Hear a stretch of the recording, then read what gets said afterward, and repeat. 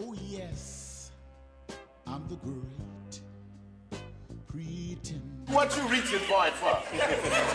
Old man trying to reach from the lady. What's your get?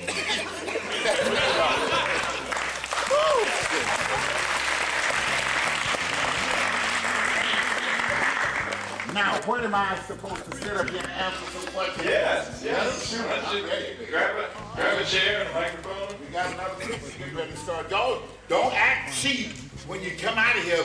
Buy some of my shit out there at the table. I'm getting paid here weekly. Can you dig it? I ain't lying. And I talk to the ladies a lot. I got a new video I'm going to do. It's called Dr. Sex. Ladies, I tell you to satisfy your man to the utmost. When he come home, don't bullshit him about I don't feel well tonight. Drop your drawers at the door if necessary. Pussy poisoning, can you dig? Yes, because it don't make you less of a lady because you keep your man well satisfied. It makes you more of a lady because after you get through with him, you know what he gonna do? Lay down and go to sleep. Because good stuff puts a man to sleep, baby. I ain't lying. A man get up off your stuff and put on a jogging suit, watch out. You're gonna say, I'm going out to run to lose some weight. Don't go for that shit, girls. He's running to lose your sorry fucking ass.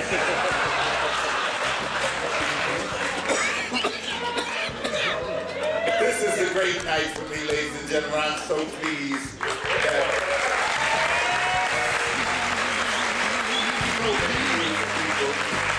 I'd like to bring my co-star and my writer up here for one moment. This is Jerry Jones. Come up here, Jerry. Jerry!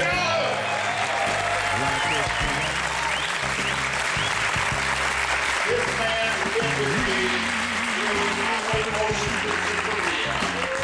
And the other is staying with me because they have to answer some of the questions of all the shit that we did making this picture 28 years ago. And I got my director from my new film. I got to bring him up. The picture's called The Return of the Badass Dolomite. Frank Kenner. Where you at, Frank?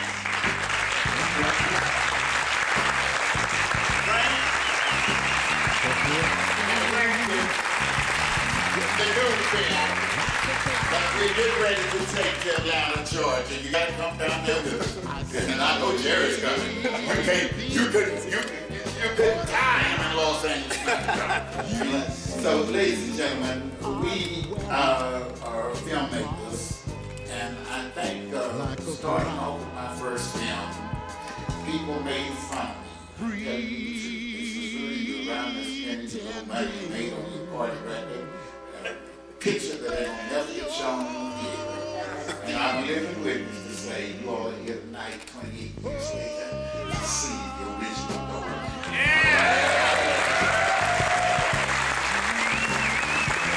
Yesterday, all kind of 1,000 people lined up to go in to see Dolomite in my little live get together tonight. So I'd like to tell the young people out of the filmmakers, never let nobody tell you that you can't do it. You gotta believe in yourself.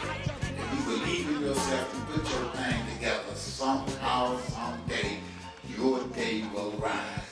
That's my message to the young people out there that probably a lot of you out there want to be filmmakers, and a lot of you out there are entertainers, actors, and so forth. Keep your thing together. Keep it in the mix.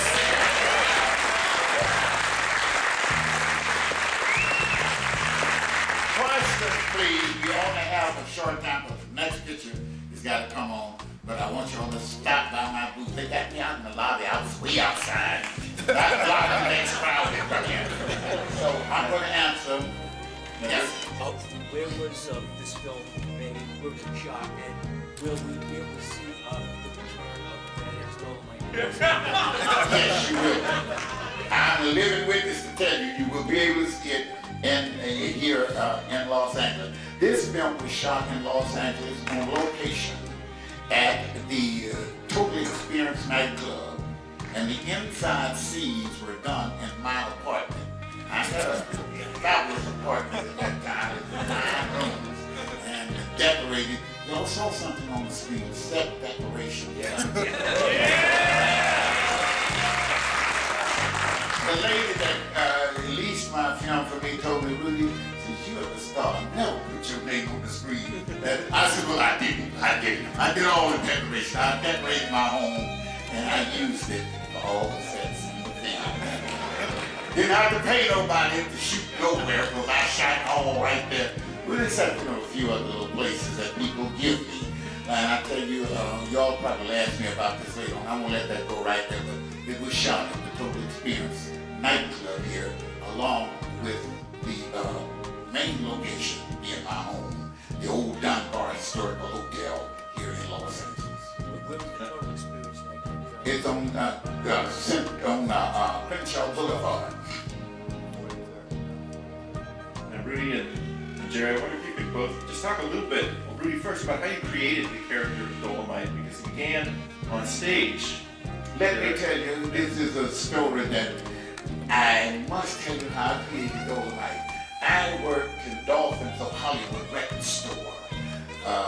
The legend, there's a fellow named Johnny Legend. I know he knows about the old Dolphin Hollywood record store. See, I saw he looked like Santa Claus out there. Santa Claus coming to town. Anyway,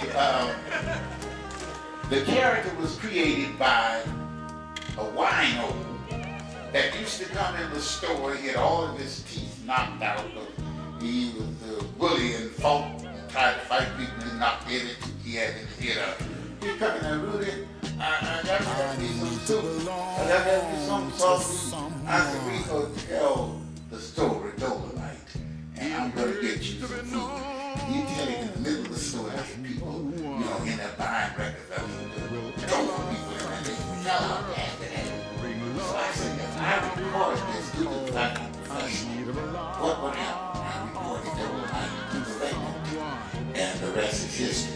But it was created by a beer joint and liquor store. Y'all want to know what that is? That's the gentlemen that sit out in front of the liquor stores all day and pass a bottle of Thunderbird around. They're called beer joint liquor store wise men. That's where I got the characters from. Created them and rewrote them. I usually don't put them into a more modern form. But that's how Dolomite was created. And from those 20 years ago, I still live in this character.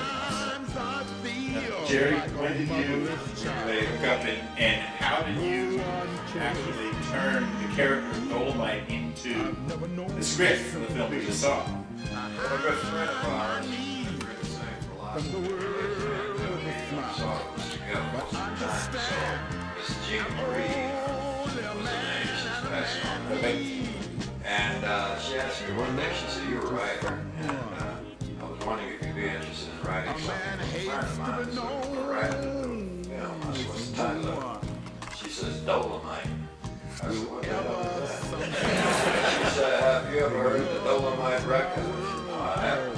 She said, "Well, you come on over and I'll introduce you to Rudy Ray Moore and we'll listen to the record and you go from there." I said, "Fine." So I went by to see Rudy one day and I met him. First time I'd ever seen him. I went to this Dunbar Hotel.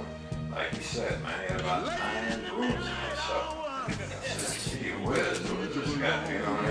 So he played the record and I listened to the record. "Damn, man, you want me to write that?" I said, "You goddamn right. This is it. I want you to write Dolomite." So from then on, we just messed around with it. I began to talk to him on a daily basis. Little by little, I would write and call him from my house and say, "How does it sound?" "Rudy?" "Sounds pretty good." I'd call him the next day, write another one. From then on, we came up with the character of Dolomite. And as he said, a lot of people thought it would never come out, but it did. Yeah. And how did Gabriel Martin get involved